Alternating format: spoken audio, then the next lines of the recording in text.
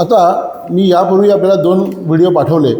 आता हा तिसरा व्हिडिओ असा आहे की ज्याच्यामध्ये 2002च्या यादीमध्ये तुमचं नाव आहे. बरोबर आहे. म्हणजे 2002च्या यादीमध्ये ऑलरेडी तुमचं नाव आहे. आता SIR करताना हा फॉर्म तुम्हाला मिळालेला आहे. आता हा फॉर्म तुम्ही कसा भरायचा आहे? ज्याचं नाव 2002च्या यादीमध्ये आहे त्यांनी हा फॉर्म कसा भरावा? आता मी तुम्हाला पहिले सांगितलं की 3 रकाने आहेत, 1, 2 आणि 3. बरोबर आहे. त्यांनी काय करावं? ज्याचं नाव 2002च्या यादीमध्ये आहे त्यांनी 2च रकाने भरायचे आहेत. नीट लक्षात घ्या. हा रकाना भरायचा आहे आणि हा रकाना भरायचा आहे.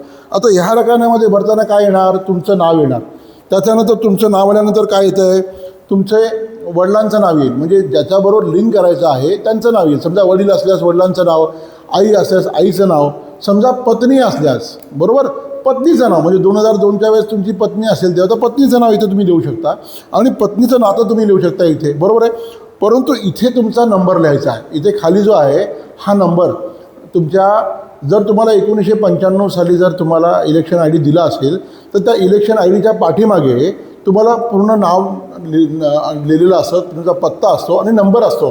म्हणजे यादीबाग क्रमांक कुठला, त्याचा अनुक्रमांक कुठला, अशा प्रकारची डिटेल्स त्या जुन्या आय कार्डमध्ये आहे. बरोबर आहे. आता जुन्या आय कार्ड व्यतिरिक्त जर एखाद्याकडे नवीन आय कार्ड असेल तर त्या नवीन आय कार्डामध्ये फक्त हा वरचा नंबर आहे, त्याला आपण RCD नंबर म्हणतो. तुम्ही बघा तुमच्या आय कार्डवरती नवीन, जर तुमचं digitise Naveen colourful I card असेल तर त्याच्यावरती RCD नंबर असतो. तो RCD नंबर आपल्याला इथे टाकायचा आहे. बरोबर आहे. म्हणजे 2002च्या यादीमध्ये असलेल्या व्यक्तीने कसा फॉर्म भरावा? तर अशा प्रकारे फॉर्म भरावा. म्हणजे काय करावं? इथे आपली माहिती टाकावी. इथे आई, वडील किंवा त्यांच्या पत्नीचं नाव टाकावं खाली.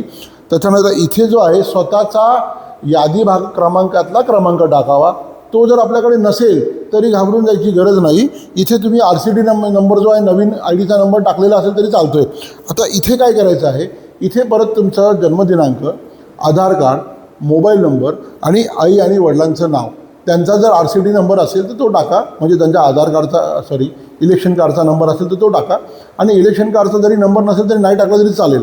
परंतु आता आपल्याला लक्षात आलं असेल की ज्याचं नाव 2002च्या यादीमध्ये आहे त्या व्यक्तीने हा रकाना आणि हा रकाना भरायचा आहे, हा रकाना भरायचा नाही.